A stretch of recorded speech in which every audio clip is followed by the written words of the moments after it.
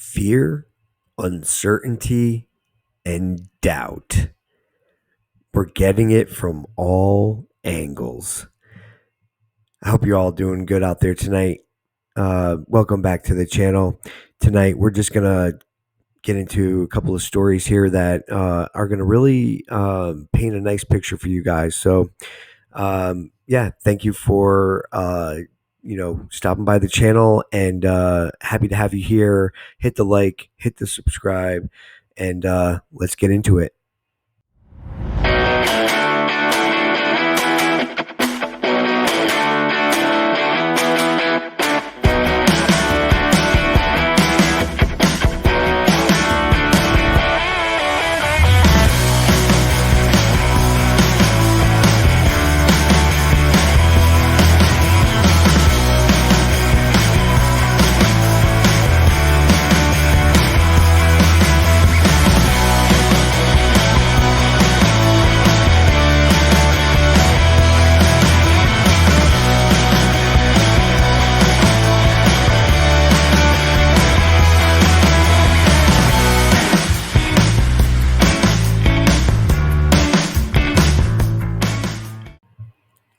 Welcome back, all you crypto enthusiasts. Well, it is, the market has been just filled with FUD and all kinds of blood in the streets out there.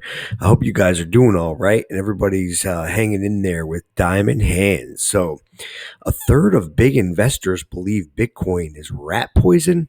According to Morgan Stanley, 1 in 3 investors consider cryptocurrency rat poison, according to the results of a JP Morgan survey that was published on Tuesday. JP Morgan conducted this ridiculous survey at its 24th Macro Quantitative and Derivatives Conference on June 11th.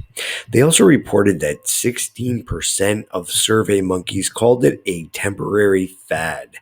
So this article comes on the heels of a recent article released by Morgan Stanley, which reported that investors are beating down the doors to gain entry into their new Galaxy Institutional Bitcoin Fund, which carries a minimum investment of $5 million to get in. If this isn't the plainest example of market manipulation, I don't know what else is. It's completely ridiculous. So here's the article where Morgan Stanley has created a new Bitcoin fund. Let me ask you a question.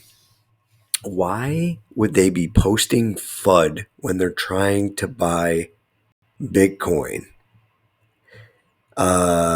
It's important to recognize that whales have links to the media, especially rogue news articles such as this one, and use it to spread FUD across the market. Smart money wants you to sell your crypto so they can continue to gobble it up. Do not fall for this crap. Just wanted to point that out before we get started today.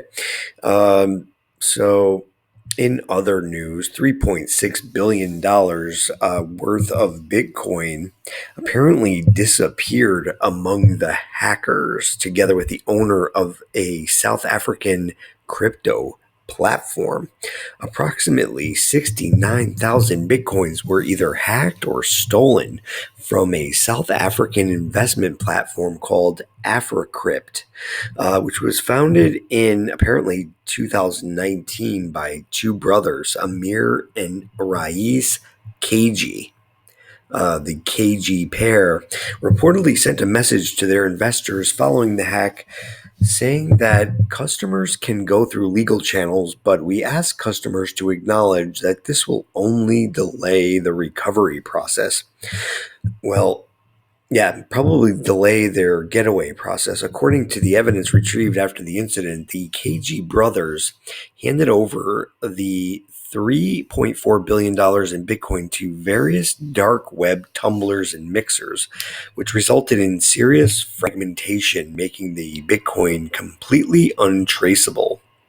Attempts to contact the KG duo have led to a voicemail box that is full, and the website is currently taken down.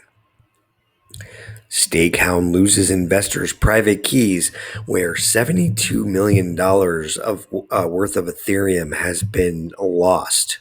In another tragic story of loss and pain, delegators on the staking platform Stakehound may lose $72 million in Ethereum. Stakehound announced today that it's suing crypto custody firm Fireblocks for the loss. Fireblocks apparently lost the private keys to the wallet and has rendered the $72 million worth of ETH inaccessible. According to Stakehound, this loss is a result of negligence on the part of a Fireblocks employee who thought it wasn't a good idea to save the private keys. Again, absolutely ridiculous. So Mike Novogratz today said that institutional investors will see Bitcoin price decline as an opportunity to buy. Galaxy Digital CEO Michael Novogratz said he is not nervous about Bitcoin's price falling, even when it falls below 30K. Mike said that the ecosystem is much more mature. The amount of players that are moving in are much more mature. Every single bank is working on their own crypto project. He went on to say that we had China really be much more forceful in their idea to ban cryptocurrency. That's created a retail deleveraging. A lot of crypto happens in Asia, and a lot of it is Chinese focused. So we're seeing big liquidation, so it's hard to call a bottom. Novogratz also reiterated that the Chinese government crackdown is a long-term positive for Bitcoin. Maybe not in the short term, but it's a good thing. That's what created this excessive volatility that we've seen. So it seems like Mike is continuing to buy. So I think I'll jump on that bandwagon. Coinbase gets an official green light of Japan's financial services agency. So the Financial Services Agency (FSA) of Japan granted a permit to Coinbase, the U.S.-listed crypto exchange. Coinbase becoming the first Western firm to receive a license of its kind. The FSA updated its database on crypto exchange licenses, and according to the guidelines, the company is approved to offer trading services with Bitcoin, Bitcoin Cash, Ethereum, Stellar Lumen, and Litecoin. Per the licensing, the entity is a Japanese subsidiary of Coinbase Global. Also, the firm is registered in Japan as a crypto exchange provider based on the revised Fund Settlement Act.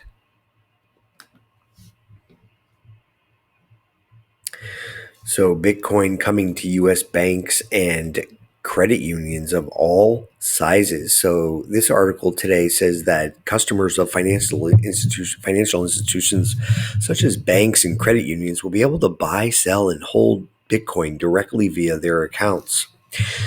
This recent partnership between Stone Ridge, a subsidiary of NYDIG, and global payments technology provider Fiserv. What is interesting about this article, and the reason why I pulled it up, was NYDIG is actually Morgan Stanley's crypto fund. So again, Morgan Stanley is putting out articles saying that most investors think it's rat poison and a fad, but yet they continue to buy, and every one of their banks is like holding and acquiring cryptocurrency. So it's pretty interesting connection here. NYDIG CEO Robert Gutman claims that the partnership represents a leap forward in bringing Bitcoin to financial institutions of all sizes. Our partnership with Fiserv represents a leap forward in bringing integrated Bitcoin transactions to institutions of all sizes, positioning them to meet growing demand and interest from their customers. It's kind of directly in opposition to what the other article is saying, but I wonder why that is.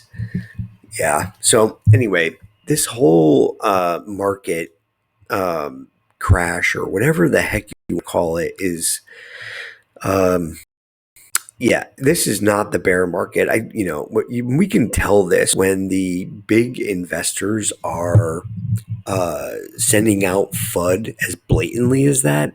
Then we know that we are in the middle of a market manipulation. But BTC is in supposedly in their fourth Elliott wave, and I just wanted to talk a little bit about the Elliott wave. So this chart was actually put out uh, a week ago. So this was before Bitcoin decided to crash again, but it looks like the Elliott wave prediction was spot on. So, in technical analysis, the Elliott wave theory is the analysis of long-term trends and price patterns, and it helps to figure out how they correspond with investor psychology. These price patterns, referred to as waves, are built on specific rules that were developed by Ralph Nelson Elliott in the 1930s. Specifically, they were designed to identify and predict wave patterns within stock markets that are being influenced by investor sentiment. Importantly, these patterns are not intended to be certain, but instead provide probable outcomes for future price movements. So as we can tell, we are in the middle of a corrective wave. So corrective waves are sometimes called diagonal waves and consist of three, or a combination of three, subwaves that make net movement in the direction opposite to the trend of the next largest degree. Like all motive waves, its goal is to move the market in the direction of the trend. The corrective wave consists of five subwaves. The difference is that the diagonal looks like either an expanding or a contracting wedge. The subwaves of the diagonal may not have a count of five, depending on what type of diagonal is being observed. As with the motive wave, each subwave of the diagonal never fully retraces the previous subwave, and the subwave 3 of the diagonal may not be the shortest wave. So as you can see, we are forming this sort of wedge pattern each time the low is just a little bit higher. So I just wanted to point this out. While the Elliott wave can go on for an extended period of time, it does not represent the beginning of a bear market. This is a corrective pattern that will likely see further upside. So, for all you investors out there who are worried that we're entering a bear market, I would just say, obviously, I am not a financial advisor. I don't know anything other than my own sort of investment strategies. Everybody has a different strategy because everybody's circumstances are different. But if you're investing, as much as you can lose, then I think it makes a lot of sense to hold out just a little bit longer. Diamond hands can really help your portfolio stay intact when we're experiencing as much manipulation as this. So I wanted to, I wanted to talk a little bit about Shiba Swap today. Shiba Swap is nearing its completion, and the team has recently released a demo of the Shiba Swap platform. While many have called the project a scam, the community has grown like a weed over the last few months, marking one of the biggest social media trends since the Shiba Inu dog made its first appearance in a meme about 3 years ago. Shiba Inu continues to remain stable during the Elliott wave correction, and many supporters have signed over a dozen petitions to get the token listed on exchanges such as eToro, Robinhood, Coinbase, and many others. Shiba acquired a Coinbase listing just a week ago, and eToro followed the next day. The Shiba Inu token has been coined the Dogecoin killer, and it's stacking up to be a death punch to the weakening mutt beloved by the muskrat Elon Musk. So I watched this video of the demo, and it's quite impressive. In a recent statement, Elon discussed the weakness of Dogecoin, stating that I thought it was just a joke when the price crashed so hard.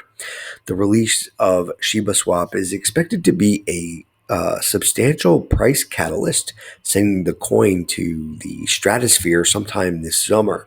Developers in the Shiba Discord have been providing regular updates on the final audits of Shiba Swap, and the recent demo provides an up close look at the dynamic new platform.